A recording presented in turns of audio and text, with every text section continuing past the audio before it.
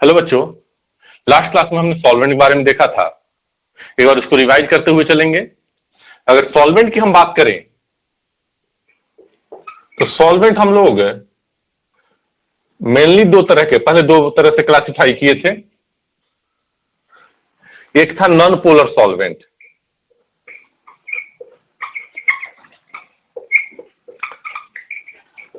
और दूसरा सॉल्वेंट कौन सा था? Polar solvent.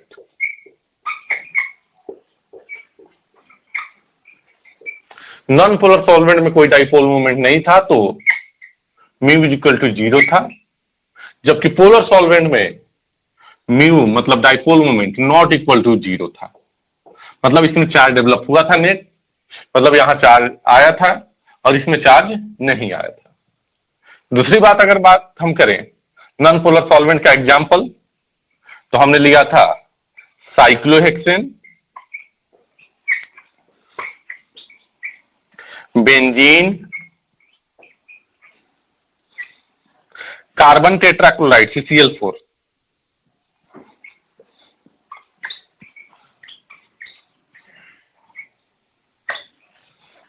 ये सब क्या थे? नॉन पोलर सॉल्वेंट के एग्जाम्पल। पोलर सॉल्वेंट ये दो तरह के थे, एक पोलर प्रोटिक सॉल्वेंट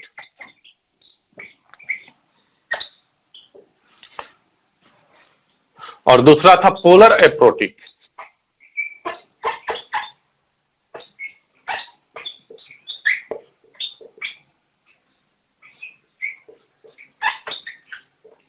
और ये था पोलर प्रोटिक सॉल्वेंट। इसे PPS भी आप लिख सकते हो स्पॉट में, और इसे PAS।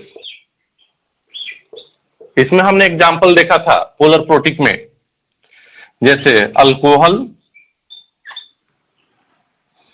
H2O, carboxylic acid, etcetera. जिसमें ज्यादा हम लोग क्या यूज करेंगे? H2O, अल्कोहल, कार्बोक्सिलिक एसिड, जो H+ देता हो, मतलब ऐसा सॉल्वेंट जिसके पास एक्टिव H हो, और पोलर एप्रोटिक ऐसा सॉल्वेंट जिसके पास एक्टिव H नहीं हो। इसमें एग्जांपल हमने क्या देखा था? ईथर। एक हमने लिया था DMF, dimethyl formamide, HC double bond O, N पे 2 CH3 लगा है, इसे बोलते हैं DMF, डाइमिथाइल फॉर्मामाइड। इसी तरह से CH3 C double bond O और N पे अगर 2 CH3 है तो ये हो जाएगा डाइमिथाइल एसिटामाइड। 2 कार्बन से एसिटामाइड, 1 कार्बन से फॉर्मामाइड, तो इसको बोलते हैं DMA, डाइमिथाइल एसिटामाइड। इसी तरह से होता है DMSO, मिथाइल, तो ये तो हो गया एसीटोन, और इस C को S बना दो तो DMSO, डाइमिथाइल सल्फो ऑक्साइड।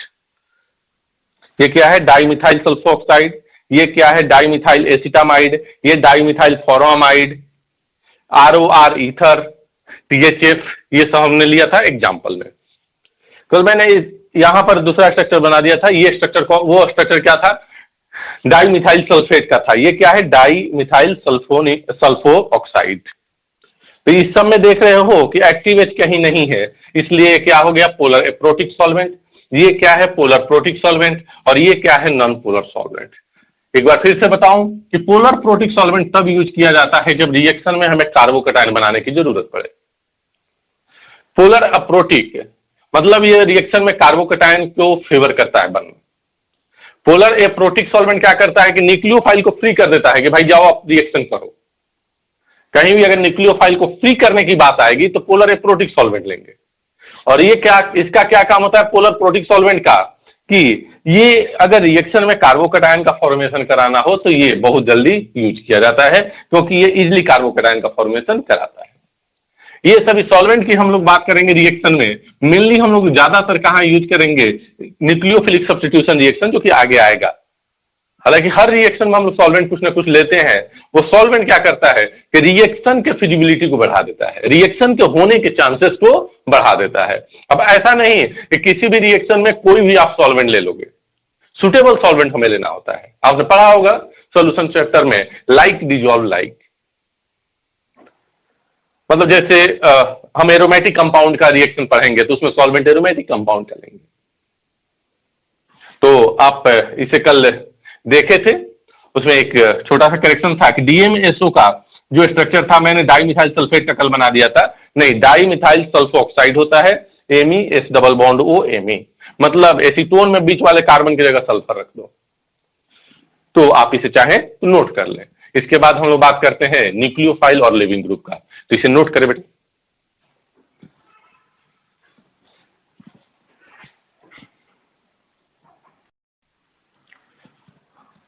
अब देखो बच्चों, आगे रिएक्शन पढ़ने के पहले हम लोग कुछ और पॉइंट्स को डिस्कस करेंगे, जैसे न्यूक्लियोफाइल क्या होता है, इलेक्ट्रोफाइल क्या होता है, लिविंग ग्रुप क्या होता है। हालांकि ये सब चीजों को हम लोग पहले भी पढ़ चुके हैं। न्यूक्लियोफाइल की अगर बात किया जाए तो न्यूक्लियोफाइल क्या था, एक इलेक्ट्रॉन रिच स्पीसीज जो अपना इलेक्ट्रॉन पेयर डोनेट कर सकता हो, यही हमने पढ़ा था। तो क्या लिखेंगे, species which can donate its lone pair or negative charge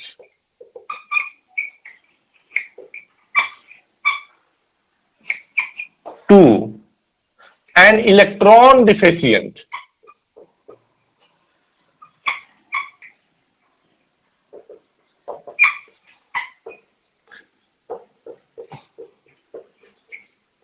electron deficient species bracket में accept H plus are called nucleophile।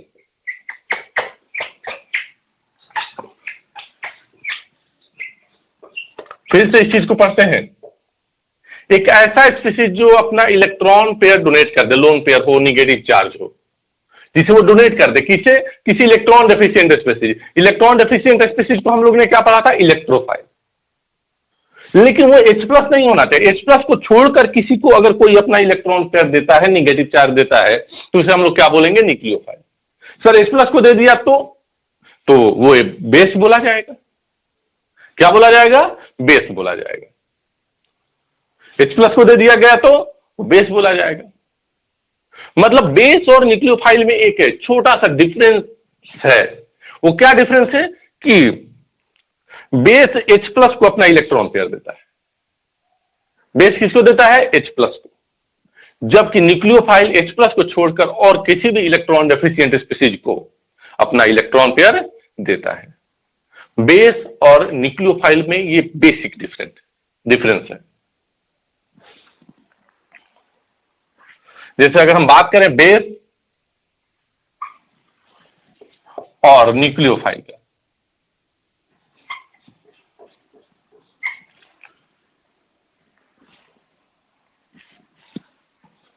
तो पहला पॉइंट क्या होगा,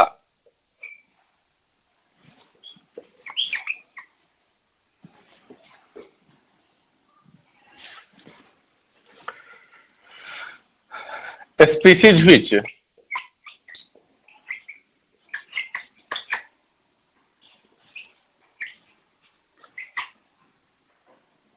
electron pair to H plus, H plus को जो इलेक्ट्रॉन देता है उसे क्या बोलते हैं, बेस बोलते हैं। इसमें जबकि क्या लिखेंगे,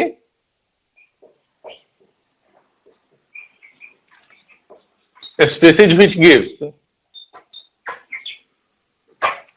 electron pair to electron deficient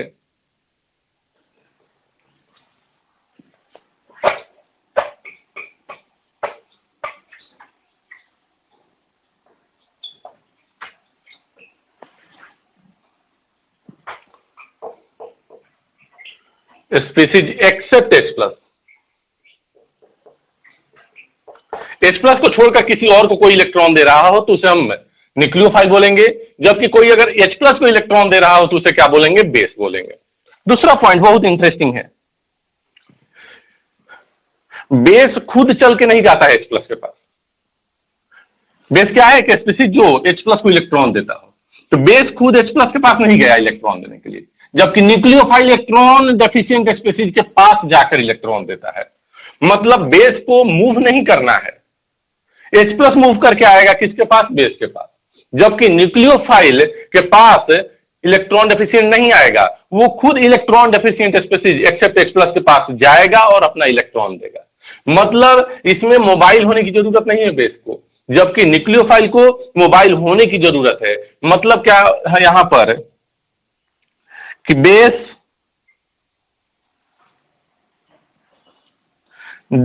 does not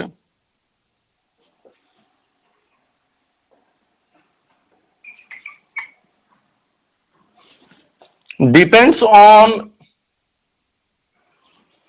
mobility. जबकि हम लोग यहां पर क्या लिखेंगे? Nucleophilicity directly proportional to mobility. जितना ज्यादा मोबाइल होगा, मतलब जितना ज्यादा मूव करने के चांसेस होंगे, उतना अच्छा न्यूक्लियोफाइल होगा। मतलब अगर स्टेरिक हिंड्रेंस बढ़ गया, क्राउडिंग बढ़ गया, तो मूव नहीं कर पाएगा। अरे भाई, हमारे पास अगर क्राउडिंग बढ़ जाएगा तो हम यहां पर मूव कर पाएंगे क्या? नहीं मूव कर पाएंगे। मतलब स्टेरिक हिंड्रेंस के क्राउडिंग के इनवर्सली प्रोपोर्शनल होगा, inversely proportional to steric crowding.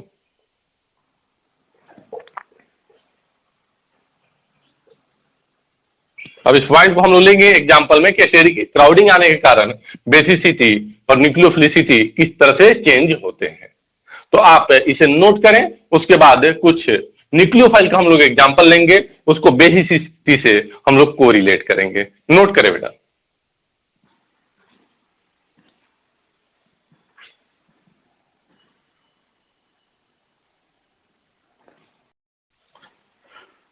बच्चों, अब हम लोग न्यूक्लियोफिलिसिटी को लेके कुछ पॉइंट लिखेंगे।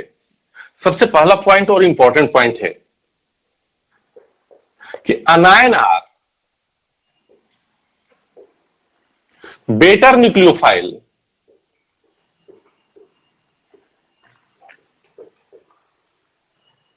Then its conjugate.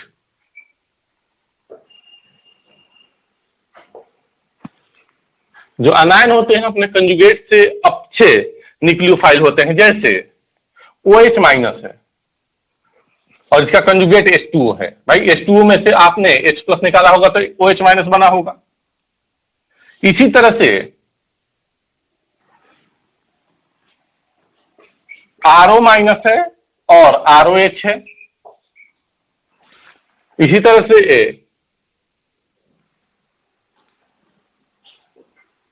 HS minus है और H2S है। अब इन दोनों में कंपैरिजन करना है तो ये क्या है? करस्पॉन्डिंग अनायन। तो यहां से H प्लस निकला है, OH माइनस बना है, इसका करस्पॉन्डिंग अनायन है। अनायन जो होता है अपने कंजुगेट का या कंजुगेट से अच्छा बेस होता है। तो OH minus is stronger base than H2O। Similarly RO minus is stronger nucleophile than ROH and SH minus is stronger nucleophile than H2S। तो जो अनायन होता है वो अपने कंजुगेट से अच्छा बेस होता है। दूसरा पॉइंट कि स्पीसीज having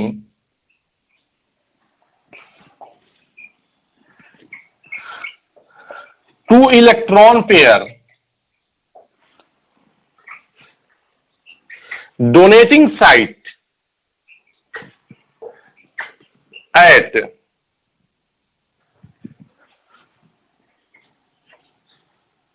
adjacent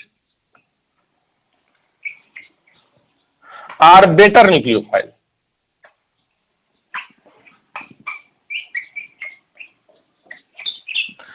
मतलब क्या हुआ सर, जैसे H2O है तो यहां पर एक लोन पेयर डोनेटिंग स्पीसीज है और यही H2O2 आ गया। तो यहां पर क्या देख रहे हो कि दो lone pair donating species adjacent पे है, तो H2O2 is better nucleophile than H2O। Similarly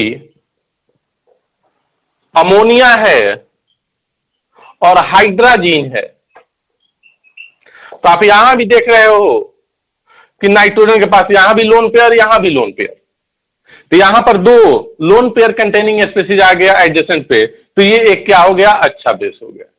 यही पॉइंट मैं आपको बता रहा था कि अगर कहीं एडजेसेंट पे दो इलेक्ट्रॉन डोनेटिंग साइट है तो वो स्पीसीज एक अच्छा न्यूक्लियोफाइल होगा कंपेरिजन टू अगर एक लोन पेयर डोनेटिंग साइट है। तो इसे नोट करें, आगे और पॉइंट हम लोग देखेंगे बहुत न्यूक्लियोफाइल के बारे में, आप इसे नोट करें बेटा।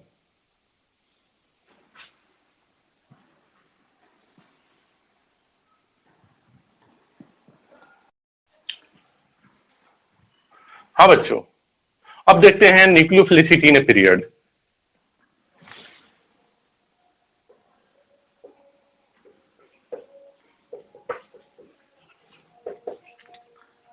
मतलब जो इलेक्ट्रॉन देने वाले स्पीसीज हैं वो एक पीरियड से बिलोंग करें, जैसे CH3 minus, NH2 minus, OH minus, F minus, इनका न्यूक्लियोफिलिसिटी की बात किया गया। तो सबसे पहले आते हैं कार्बन, नाइट्रोजन, ऑक्सीजन, फ्लोरीन, ये पीरियड में है और पीरियड का फैक्टर कौन सा होता है, इलेक्ट्रोनिगेटिविटी। मोर इलेक्ट्रोनिगेटिव एटम पर माइनस चार्ज मोर स्टेबल, तो लेस इलेक्ट्रोनिगेटिव एटम पर माइनस चार्ज लेस स्टेबल। जब ये लेस स्टेबल है तो अपने इलेक्ट्रॉन को दे के स्टेबल होना चाहेगा। दूसरे तरीके से सोचे, इलेक्ट्रोनिगेटिविटी फैक्टर है, इसकी EN ज्यादा तो इलेक्ट्रॉन रखने की टेंडेंसी ज्यादा तो देने की टेंडेंसी कम, इसकी इलेक्ट्रोनिगेटिविटी कम तो इलेक्ट्रॉन रखने की भी टेंडेंसी कम, क्योंकि इलेक्ट्रोनिगेटिविटी क्या होता है, इलेक्ट्रॉन को अपने तरफ खींचने रखने की टेंडेंसी। तो इसकी EN कम तो इलेक्ट्रॉन रखने की टेंडेंसी कम तो देने की टेंडेंसी ज्यादा। मतलब बेसिक स्ट्रेंथ की अगर बात करें तो सबसे ज्यादा CH3 माइनस, उसके बाद NH2 माइनस, उसके बाद OH माइनस का। और अगर हम न्यूक्लियोफिलिसिटी की अगर बात करें तो भाई ये तो पीरियड में है ना, और पीरियड में साइज ऑलमोस्ट क्या होता है, कांस्टेंट होता है। भाई इधर जाते हैं तो साइज कम होता है, लेकिन आप उसे क्या मान सकते हो, ऑलमोस्ट कांस्टेंट, क्योंकि ये सब के सब सेकंड पीरियड के हैं, तो सब में क्या होंगे, दो दो सेल होंगे। तो जब साइज सबका सेम है तो हम लोग क्या बोलेंगे, मोबिलिटी भी सबका सेम होगा, तो ये अपना इलेक्ट्रॉन इजीली देगा तो अच्छा न्यूक्लियोफाइल होगा। मतलब यहां न्यूक्लियोफिलिसिटी और बेसिसिटी दोनों पैरेलल थे। जो न्यूक्लियोफिलिसिटी का ऑर्डर था वही बेसिसिटी का ऑर्डर था। मतलब यहां पर हम लोग ये देख सकते हैं कि nucleophilicity is directly proportional to basicity था।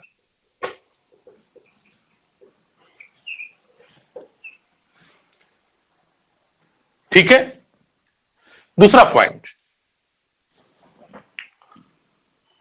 अगर इसी तरह से और भी एग्जांपल चाहो तो ले सकते हो। ये तो पहला एग्जांपल हो गया, दूसरा एग्जांपल ले सकते हो। अब C की जगह पे SI ले लो, SiH3, यहां पर ले लो PH2 माइनस, यहां पर ले लो SH माइनस और यहां पर ले लो Cl माइनस। अगर बेसिसिटी की बात करें, बेसिसिटी तो वो भी ज्यादा होगा इसका, सेम रीजन। न्यूक्लियोफिलिसिटी वो भी ज्यादा होगा, तो बेसिसिटी की भी बात कर ले, न्यूक्लियोफिलिसिटी की भी बात कर ले, दोनों SiH3 का क्या होगा, ज्यादा होगा। रीजन सेम जो यहां पर आपने बताया। अब हम बात करते हैं न्यूक्लियोफिलिसिटी इन ए ग्रुप।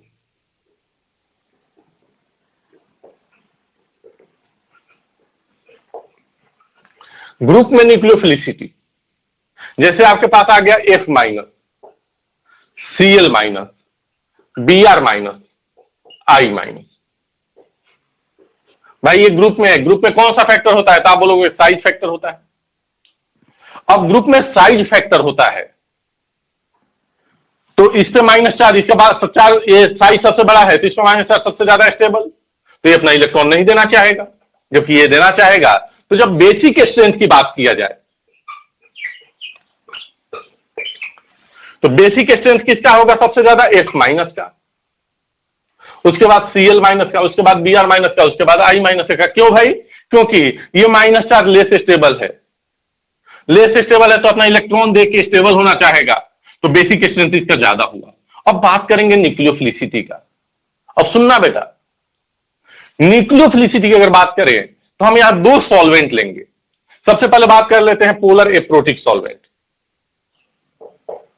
पोलर एप्रोटिक सॉल्वेंट, तो देखो पोलर एप्रोटिक सॉल्वेंट का काम क्या था याद करो, वो न्यूक्लियोफाइल को फ्री कर देता था, मतलब अनायन के साथ उसका इंटरेक्शन नहीं होता था, सिर्फ और सिर्फ कटायन के साथ इंटरेक्शन होता था। तभी तो हम लोग बोले थे कि न्यूक्लियोफाइल को फ्री कर देता था, मतलब इसके साथ इसका इंटरेक्शन होगा क्या पोलर एप्रोटिक सॉल्वेंट का? नहीं, तो ये सब के सब अपना फ्री में रहेंगे, एकदम फ्रीली रहेंगे। तो जब पोलर एप्रोटिक सॉल्वेंट रहेगा, अब ये देखा जाए तो ये भी अपना अकेला एक माइनस केवल है, ये सीएल माइनस है, ये बीआर माइनस है और ये आई माइनस है। इसके साथ सॉल्वेंट का कोई इंटरेक्शन ही नहीं, क्योंकि पोलर एप्रोटिक सॉल्वेंट वो अनायन को कुछ जानता ही नहीं, अनायन को सॉल्वेट ही नहीं करता, अनायन से इंटरेक्शन ही नहीं करता। किससे करता है? कटायन को, कटायन को इंटरेक्ट करके और अनायनिक पार्ट को फ्री कर देता है, न्यूक्लियोफिलिक पार्ट को फ्री कर देता है। तो बेसिक स्ट्रेंथ तो इसका ज्यादा हो गया। अब हम बात करते हैं न्यूक्लियोफिलिसिटी की। किस चीज की बात कर रहे हैं? न्यूक्लियोफिलिसिटी की। न्यूक्लियोफिलिसिटी और किस चीज में? पोलर एप्रोटिक सॉल्वेंट में। पोलर एप्रोटिक सॉल्वेंट इसके साथ इंटरेक्ट ही नहीं करेगा अनायन के साथ। अब बात करते हैं किसकी न्यूक्लियोफिलिसिटी ज्यादा होगी। एस माइनस का साइज छोटा है, आई माइनस का साइज बड़ा है। आई माइनस का साइज बड़ा है तो इसकी मोबिलिटी कम होगी, एस माइनस का साइज छोटा है तो इसकी मोबिलिटी ज्यादा होगी, तो इसका न्यूक्लियोफिलिसिटी भी ज्यादा होगा। अब बोलो सर यहां पर आपने नहीं लिया था, मैंने बोला था बेटा आपको कि ये सर सेम पीरियड से है तो इनका साइज ऑलमोस्ट सेम होगा। तो इलेक्ट्रोनेगेटिविटी के बेसिस पे हमने यहां पर न्यूक्लियोफिलिसिटी भी देखा था। लेकिन ये अब क्या हो गए? ग्रुप में हो गए, साइज एक फैक्टर आ गया। साइज फैक्टर आ गया तो मोबिलिटी फैक्टर भी यहां काउंट होगा। बड़ा साइज मोबाइल कम, छोटा साइज मोबिलिटी ज्यादा। पोलर एप्रोटिक सॉल्वेंट अनायन के साथ इंटरेक्ट ही नहीं करता। अब बात करते हैं पोलर प्रोटिक सॉल्वेंट में न्यूक्लियोफिलिसिटी।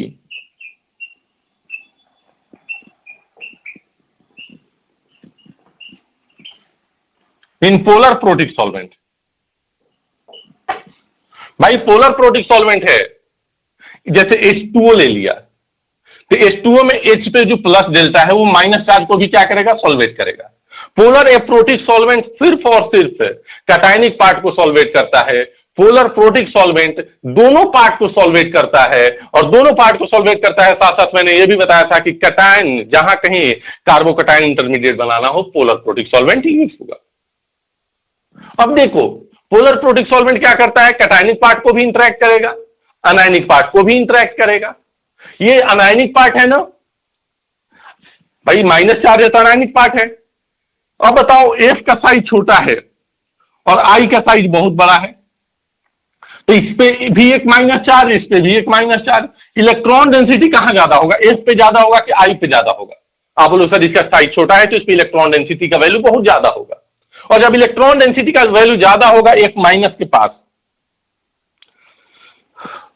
तो इस पे H2O जो है H पे प्लस डेल्टा है तो इसके साथ ज्यादा इंटरेक्ट होगा। ये देखो H2O इंटरेक्ट होने के लिए आया है, बहुत ज्यादा आएगा। क्यों आएगा? क्योंकि इसका साइज छोटा है तो इलेक्ट्रॉन डेंसिटी ज्यादा है, तो ये बहुत ज्यादा लेयर बना लेगा F माइनस के साथ। जबकि I माइनस का साइज क्या है? बड़ा है, पहले से साइज बड़ा था, तो इस पे इलेक्ट्रॉन डेंसिटी कम था, तो H2O का मॉलिक्यूल जो है बहुत कम ही लेयर बनाएगा।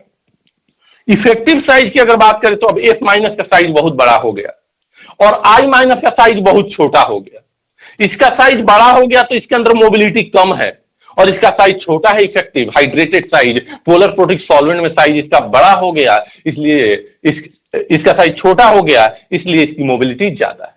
फिर से सोचो, ये छोटा है, इस पे इलेक्ट्रॉन डेंसिटी ज्यादा है, तो पोलर प्रोटिक सॉल्वेंट में सॉल्वेट होके इसका साइज बहुत बड़ा हो गया। क्यों भाई? क्योंकि पोलर प्रोटिक सॉल्वेंट अनायन को भी सॉल्वेट करता है, कैटायन को भी सॉल्वेट करता है, अनायन के साथ भी इंटरेक्ट करता है, कैटायन के साथ भी इंटरेक्ट करता है, जबकि पोलर एप्रोटिक सॉल्वेंट अनायन के साथ इंटरेक्ट नहीं करता है। तो चाहो तो कॉपी के हेड पे एक पॉइंट लिख लेना कि पोलर एप्रोटिक सॉल्वेंट सिर्फ और सिर्फ anionic part of the reagent के साथ इंटरेक्ट करता है, जबकि पोलर प्रोटिक सॉल्वेंट कैटायन और अनायन दोनों के साथ इंटरेक्ट करता है।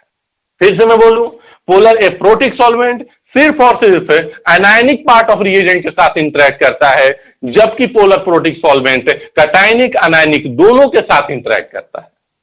तो अब देखो, ये पोलर प्रोटिक सॉल्वेंट कैटायन के साथ भी अनायन के साथ भी, यहां पर तो देख लो अनायन पार्ट है, इसको सॉल्वेट करेगा, चारों तरफ से घेरेगा घेरेगा, क्योंकि इसका साइज छोटा है इसलिए इस पे इलेक्ट्रॉन डेंसिटी ज्यादा होगा, माइनस चार्ज का डेंसिटी ज्यादा होगा, तो इस पे ज्यादा H2O का मॉलिक्यूल आके इंटरेक्ट होगा। H2O में H पे प्लस डेल्टा चार्ज है, ज्यादा इंटरेक्ट होगा, ज्यादा अट्रैक्ट होगा। इस पे माइनस चार्ज बहुत कम डेंसिटी है, इसलिए कम H2O का मॉलिक्यूल लेयर बनाएगा, यहां पर बहुत बड़ा लेयर बन जाएगा H2O का, तो इसका साइज, सॉल्वेटेड साइज, इसका पोलर प्रोटिक सॉल्वेंट के प्रेजेंस में साइज जो होगा वो बहुत बड़ा हो जाएगा। साइज बड़ा तो इसका आयनिक मोबिलिटी कम और इसका आयनिक मोबिलिटी ज्यादा। तो देखो बेसिसिटी यहां ज्यादा हो गया, लेकिन पोलर प्रोटिक सॉल्वेंट में न्यूक्लियोफिलिसिटी की बात करें तो I minus is better nucleophile than F minus. ये बहुत इंपॉर्टेंट बात थी कि पोलर प्रोटिक सॉल्वेंट में क्या होगा, पोलर एप्रोटिक में क्या होगा और बेसिक स्ट्रेंथ क्या होगा। आप इसे नोट करें, फिर और कुछ पॉइंट देखते हैं हम लोग न्यूक्लियोफिलिसिटी के बारे में। नोट करें बेटा।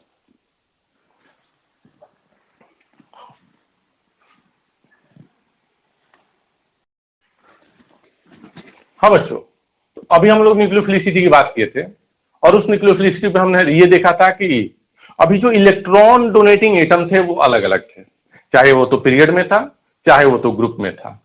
फिर हमने देखा था अनायन और उसका कंजुगेट। अब हम लोग अगर देखते हैं कि अगर इलेक्ट्रॉन डोनेटिंग स्पीशीज सेम हो जाए, मतलब एटम सेम हो जाए, तो फिर कैसे हम लोग बेसिसिटी फाइंड आउट करेंगे और न्यूक्लियोफिलिसिटी फाइंड आउट करेंगे। तो नेक्स्ट पॉइंट लिखते हैं, if electron donating atom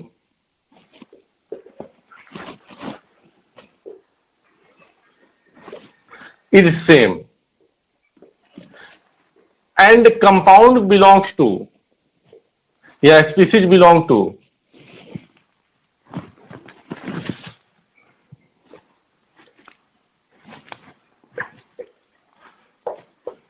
same functional group,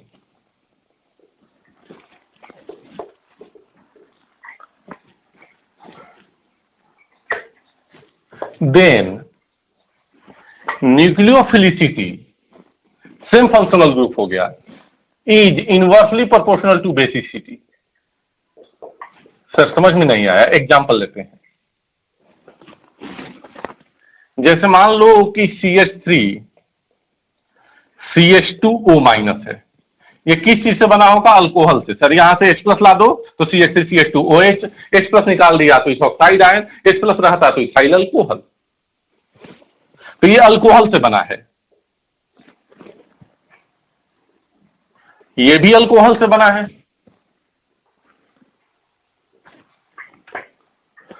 और ये भी अल्कोहल से बना है। तीनों में देख लो तो O माइनस है, और यहां H प्लस लाने पे ये भी अल्कोहल, ये भी अल्कोहल, ये भी अल्कोहल, मतलब फंक्शनल ग्रुप तीनों का सेम है।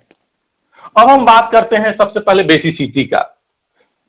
तो भाई CH3 का प्लस आई प्लस आई प्लस आई, इलेक्ट्रॉन ज्यादा, इलेक्ट्रॉन देने की टेंडेंसी ज्यादा, तो बेसिक स्ट्रेंथ ज्यादा। तो अगर हम बेसिक स्ट्रेंथ की बात करें तो सबसे ज्यादा बेसिक कौन हो गया? थर्ड, फिर सेकंड, फिर फर्स्ट। अब हम लोग न्यूक्लियोफिलिसिटी की बात करें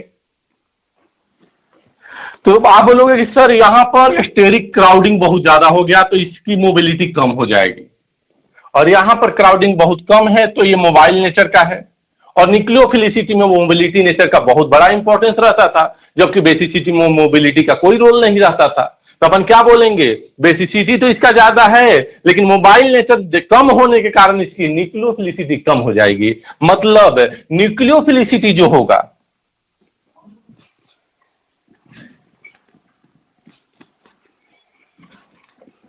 वो किसका ज्यादा होगा? फर्स्ट का, उसके बाद सेकंड का, उसके बाद थर्ड का।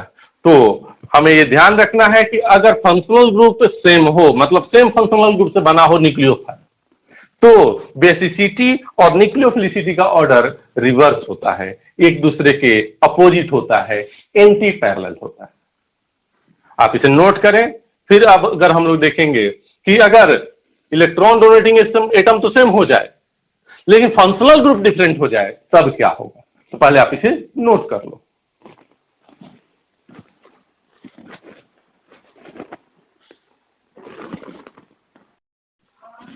हाँ बच्चों, next point, if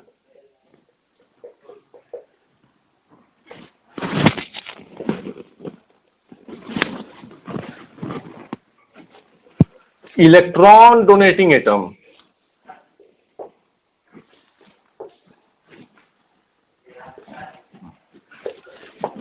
is same and compound belongs to, मतलब न्यूक्लियोफाइल या species belong to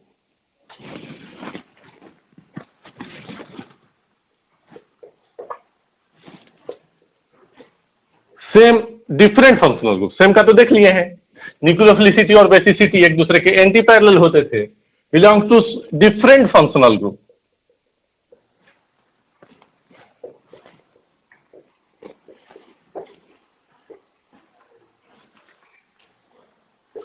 then nucleophilicity is directly proportional to या parallel to basicity.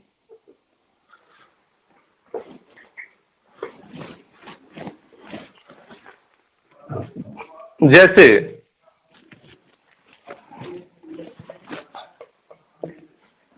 RO minus alcohol से बना है, R C double bond O O minus carboxylic acid से बना है, are SO3 minus sulphonic acid से बना है।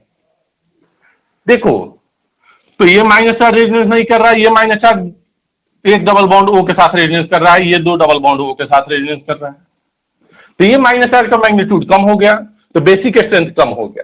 तो अगर बेसिक स्ट्रेंथ की बात किया जाए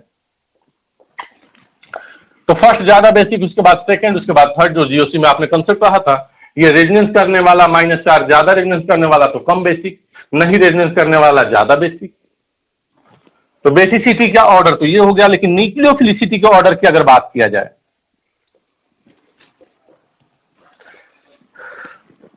तो सर न्यूक्लियोफिलिसिटी का भी ऑर्डर यही होगा, क्योंकि इस माइनस चार्ज को देना है तो ये माइनस चार्ज सबसे ज्यादा मैग्नीट्यूड में है, जबकि ये माइनस चार्ज कम मैग्नीट्यूड में है, तो न्यूक्लियोफिलिसिटी का ऑर्डर और बेसिसिटी का ऑर्डर सेम हुआ। मतलब एक पॉइंट यहां से निकल के आया कि nucleophilicity is directly proportional to magnitude of minus charge.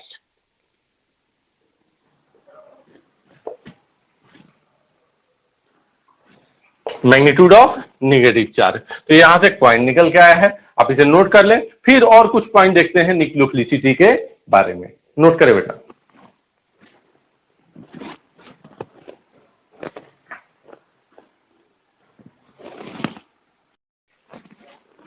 तो बच्चों अभी हमने क्या बताया कि nucleophilicity is directly proportional to magnitude of minus charge.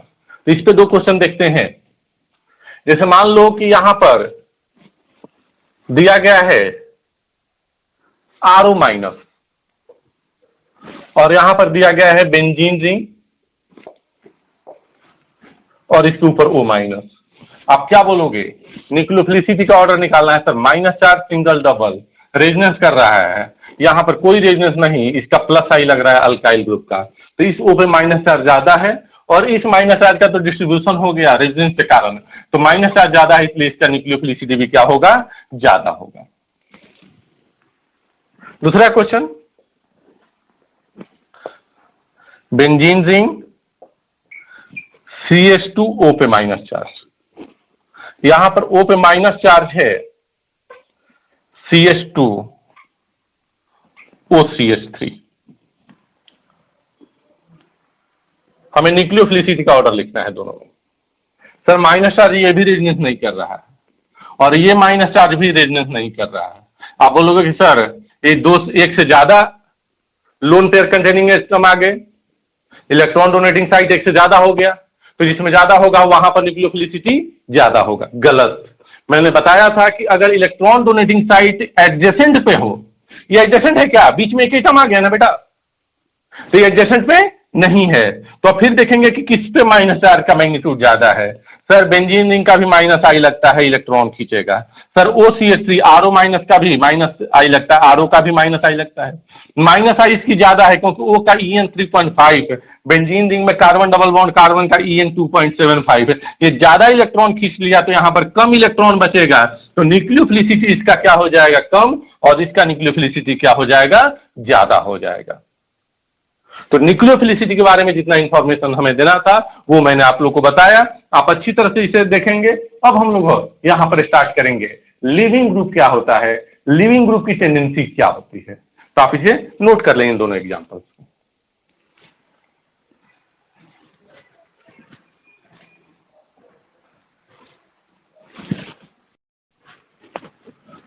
हाँ बच्चों, अगला जो टॉपिक है हमारा लिविंग ग्रुप।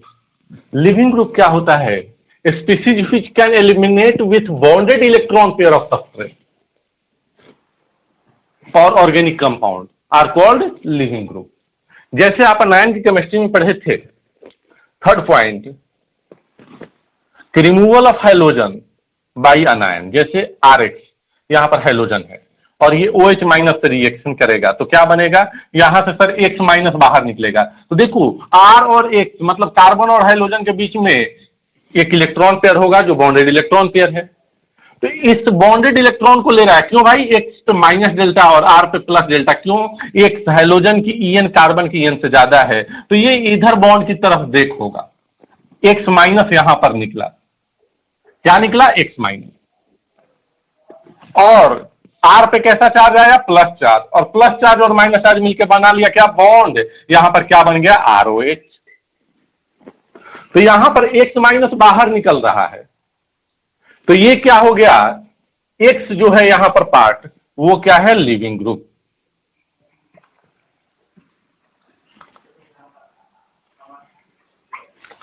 और ये क्या है, न्यूक्लियोफाइल।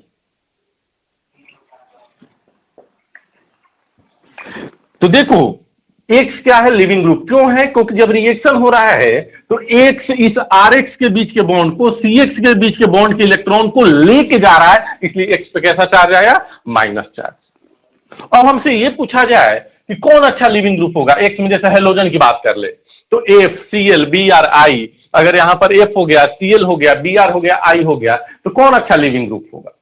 आप क्या जानते हो कि रिएक्शन लेस स्टेबिलिटी से मोर स्टेबिलिटी की तरफ जाएगा, जाता ही है।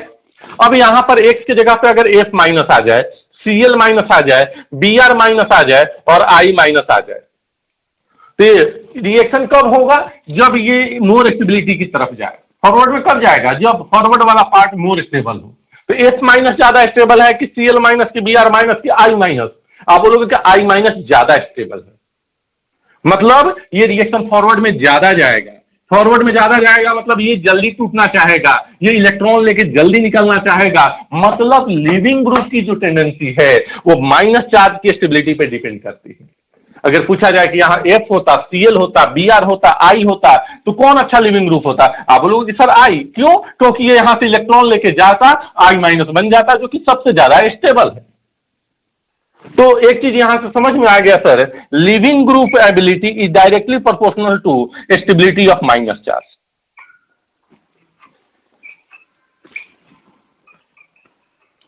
जैसे मान लो कि F है, Cl है, Br है और I है, इनका लिविंग ग्रुप टेंडेंसी बताना है तो सब पे माइनस चार्ज रख दो, जो माइनस चार्ज सबसे ज्यादा स्टेबल होगा वो सबसे अच्छा लिविंग ग्रुप होगा।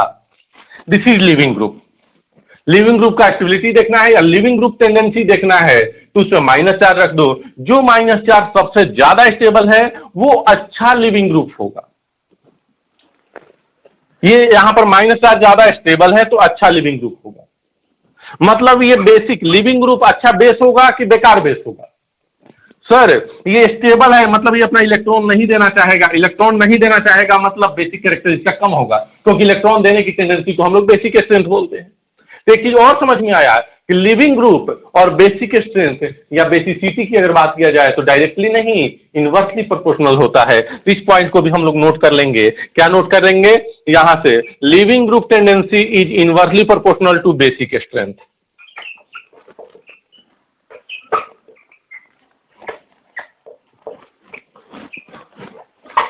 पहले आप इसे नोट कर लें, फिर कुछ एग्जांपल लेंगे लिविंग ग्रुप स्ट्रेंथ के ऑर्डर पे।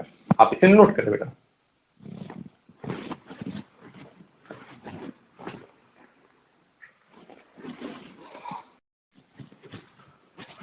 हाँ बच्चों, तो अभी हमने देखा था F minus Cl minus Br minus I minus का लिविंग ग्रुप टेंडेंसी किसका ज्यादा है? किसका ज्यादा होगा? जिसकी बेसिसिटी कम होगी या जिसमें माइनस चार्ज कम स्टेबल होगा वो पुअर लिविंग ग्रुप होगा। तो मतलब लिविंग ग्रुप के लिए हमें माइनस चार्ज की स्टेबिलिटी देखना है। देखो यहां पर माइनस चार्ज है, यहां पर माइनस चार्ज है। Minus charge single double resonance हो रहा है, यहां रेजोनेंस नहीं हो रहा है सर, तो ये ज्यादा स्टेबल है, तो ये अच्छा लिविंग ग्रुप होगा। सर ये तीनों पीरियड में है, पीरियड में ईएन फैक्टर आता है, ईएन फैक्टर एफ की ईएन सबसे ज्यादा है, एन की ईएन कम है, ये ज्यादा ईएन पे नेगेटिव चार्ज मोर स्टेबल, इसलिए F minus is better leaving group than OH minus is better leaving group than NH2 minus. अब देखो यहां पर लिविंग ग्रुप टेंडेंसी देखना है तो हमें क्या देखना होता है? माइनस चार्ज की स्टेबिलिटी। तो देखो ये माइनस चार्ज रेजोनेंस कर रहा है, ये माइनस चार्ज और ज्यादा रेजोनेंस कर रहा है, और ये माइनस चार्ज और ज्यादा रेजोनेंस कर रहा है। इन तीनों में अगर बात करें तो सर यहां बेंजीन जिंक का माइनस आई लग रहा है, यहां पर ट्राइफ्लोरोमिथाइल का लग रहा है, यहां पर माइनस आई, तो इसका माइनस आई ज्यादा होगा। मतलब ये सबसे ज्यादा स्टेबल, फिर ये स्टेबल, फिर ये स्टेबल, ये हो गया लिविंग ग्रुप टेंडेंसी। अब देखो यहां पर ये जो दोनों है इसे बोला जाता है सुपर लिविंग ग्रुप। ये दुनिया के बेस्ट लिविंग ग्रुप है, H2O प्लस और N2 प्लस। क्योंकि देखो ये जब अपना इलेक्ट्रॉन लेके निकलेगा इस बॉन्ड का इलेक्ट्रॉन, तो इसमें माइनस आ जाएगा, न्यूट्रल हो जाएगा, इस पे भी माइनस आ जाएगा तो न्यूट्रल हो जाएगा। तो ये दोनों क्या हो गए? बेस्ट लिविंग ग्रुप हो गए। N2 जब ये न्यूट्रल होगा तो ये N2 बनेगा, ये H2O बनेगा, तो ये दोनों मॉलिक्यूलर फॉर्म में बाहर निकल रहा है, तो ये बेस्ट लिविंग ग्रुप है। तो ये दोनों बेस्ट लिविंग ग्रुप है, N2 बेस्ट लिविंग ग्रुप है, उसके बाद H2O प्लस ये भी बेस्ट लिविंग ग्रुप है। ये दोनों में इसका लिविंग ग्रुप टेंडेंसी ज्यादा होगा। ये लिविंग ग्रुप टेंडेंसी के कुछ एग्जांपल थे। आपको लिविंग ग्रुप में बहुत ज्यादा नहीं पूछा जाएगा, एक तो हैलोजन के बारे में और एक कभी इसके बारे में पूछ दिया जाएगा। तो आप याद रखना लिविंग ग्रुप के लिए आप सब पे माइनस चार्ज लगा दो, जो माइनस चार्ज सबसे ज्यादा स्टेबल है उसका लिविंग ग्रुप टेंडेंसी सबसे ज्यादा होगा। तो आप इसे नोट कर लें। इसके बाद इलेक्ट्रोफाइल जो कि हम लोग पढ़ चुके हैं उसके बारे में थोड़ा सा ब्रीफ आपको बताते हैं, तो आप इसे नोट कर लें। ये क्या क्वेश्चन है कि compare leaving group tendency of the following. क्या है? Compare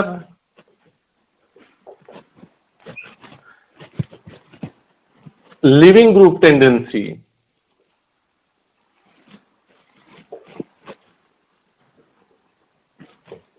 of following. नोट करें।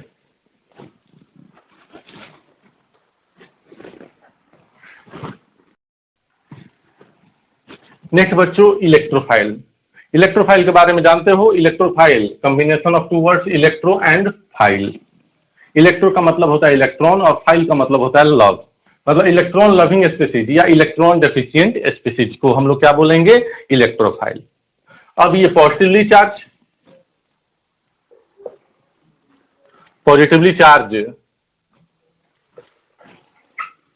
इलेक्ट्रोफाइल की अगर बात कर दें तो मैंने बताया था कि सभी पॉजिटिवली चार्ज इलेक्ट्रोफाइल जिनके पास इनकम्प्लीट ऑक्टेट हो, जैसे मान लो कि CH3 प्लस है, Cl प्लस है, NO2 प्लस है, NO प्लस है, ये सब क्या है? इलेक्ट्रोफाइल्स है।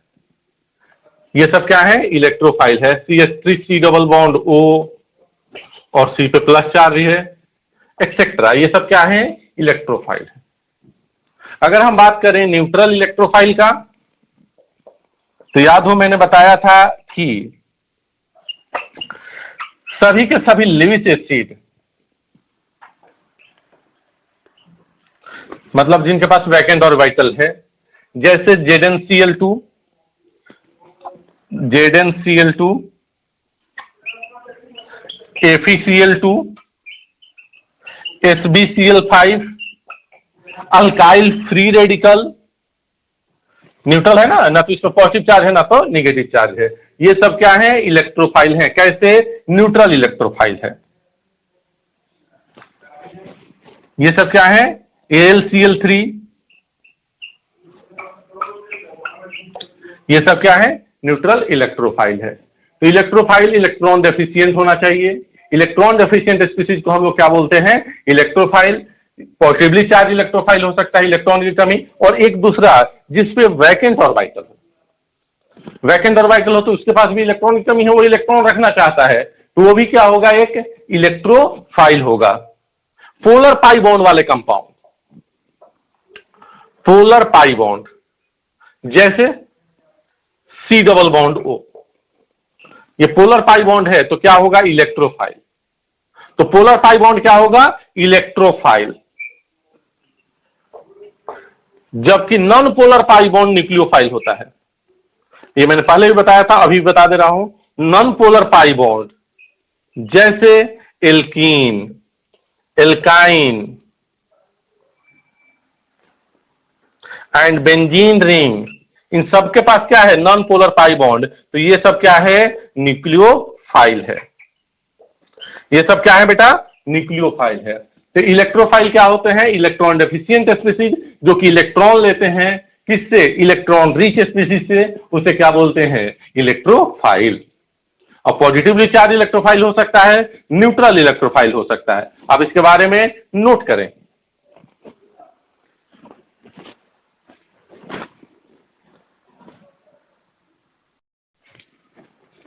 अब देखो बच्चों, जैसे अभी जो हमने इलेक्ट्रोफाइल पढ़ा है, जैसे मान लो कि यहां पर कोई कंपाउंड है, सुनिएगा, CH2Cl है और इसमें हमने HbCl5 डाल दिया। तो HbCl5 क्या है? एक लिविक एसिड है, इलेक्ट्रोफाइल है। तो इसको क्या चाहिए? इसके पास वैकेंट ऑर्बिटल है, इसको क्या चाहिए? इलेक्ट्रॉन चाहिए। तो यहां से इसको क्या किया? पोलराइज किया, मतलब इसको यहां से ये अपने तरफ ले लिया। तो Cl माइनस यहां से निकल गया, क्या बन जाएगा? कार्बोकटायन बन जाएगा। भाई Cl माइनस निकला तो क्या बनेगा? कार्बोकटायन। CH2 पे प्लस चार्ज आया। अरे भाई ये डबल बॉन्ड नहीं है, ये सिंगल बॉन्ड है। और प्लस में क्या बन गया? HbCl5 तो था पहले से, एक और Cl आ गया तो 6, और माइनस चार्ज के साथ आया तो HbCl6 माइनस। इसी तरह से मान लो कि CH3C डबल बॉन्ड OCl है और इसका रिएक्शन करा दिया आपने AlCl3 से। तो AlCl3 वैकेंट ऑर्बिटल, ये भी क्या करेगा? लोन पेयर यहां से लेगा तो इसको यहां से बाहर निकाल लेगा। Cl माइनस गया तो क्या बन जाएगा? AlCl4 minus plus CH3C double bond O, और इस पे कैसा चार्ज आएगा? पॉजिटिव चार्ज आएगा। तो ये कैसे, ये क्या कर रहे हैं? यहां से Cl माइनस निकाला, इलेक्ट्रोफाइल बना दिया। Cl माइनस निकाला, इलेक्ट्रोफाइल बना दिया। जो पोलर पाई बॉन्ड की हमने बात किया था वो इलेक्ट्रोफाइल होते हैं, जैसे CH3C डबल बॉन्ड OCH3, ये एक इलेक्ट्रोफाइल है। तो देखो यहां पर तुम्हें पॉजिटिव चार्ज या वैकेंट ऑर्बिटल दिख नहीं रहा होगा, लेकिन O की एन ज्यादा है तो यहां पर माइनस डेल्टा, यहां पर प्लस डेल्टा, इलेक्ट्रॉन की कमी, वैकेंट ऑर्बिटल बन गया। इसी तरह से एसिड एनहाइड्राइड ले लो, एसिड क्लोराइड ले लो। सर O की एन ज्यादा है, यहां से इलेक्ट्रॉन खींचेगा, यहां माइनस तो यहां प्लस बनेगा, यहां माइनस तो यहां प्लस बनेगा। तो देखो यहां पर वैकेंट ऑर्बिटल क्रिएट हो जाता है। तो पोलर पाई बॉन्ड वाले कंपाउंड में वैकेंट ऑर्बिटल होता नहीं है लेकिन क्रिएट हो जाता है, इसलिए ये इलेक्ट्रोफाइल जैसा बिहेव करता है। ठीक है, तो आप चाहो तो ये तीनों रिएक्शन, ये दोनों रिएक्शन भी लिख लो, और यहां भी एक पॉइंट लिख लेना कि पोलर पाई बॉन्ड वाले कंपाउंड में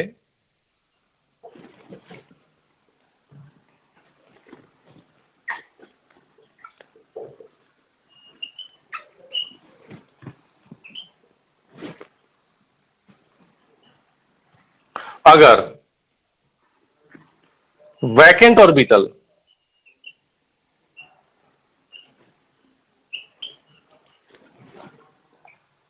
ना भी हो तो क्रिएट हो जाएगा।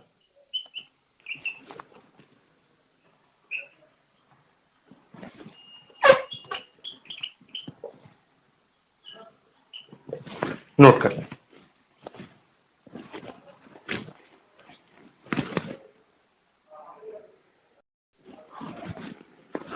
हाँ बच्चों, तो आज हमने लिविंग ग्रुप, न्यूक्लियोफाइल, इलेक्ट्रोफाइल के बारे में देखा है। ये जो आगे हम लोग या सॉल्वेंट के बारे में थोड़ा सा भी डिस्कस किया है, जो आगे हम लोग ऑर्गेनिक रिएक्शंस पढ़ेंगे, इसके पॉइंट ऑफ व्यू से ये बहुत इंपॉर्टेंट था। कल के लेक्चर में हम लोग क्या पढ़ेंगे, टाइप ऑफ रिएक्शन की बात कर लेंगे, और उसके बाद सीधे हम लोग चैप्टर पे चढ़ेंगे, एल्केन, एल्कीन, एल्काइन। ठीक है, तो आज का लेक्चर हम लोग इतना ही रखते हैं। आप अच्छी तरह से लेक्चर को देखें, रिलेटेड जहां भी क्वेश्चन जो मिले उसे सॉल्व करना शुरू करें। तो आज का लेक्चर इतना ही रखते हैं, मिलते हैं नेक्स्ट लेक्चर में। Thank you.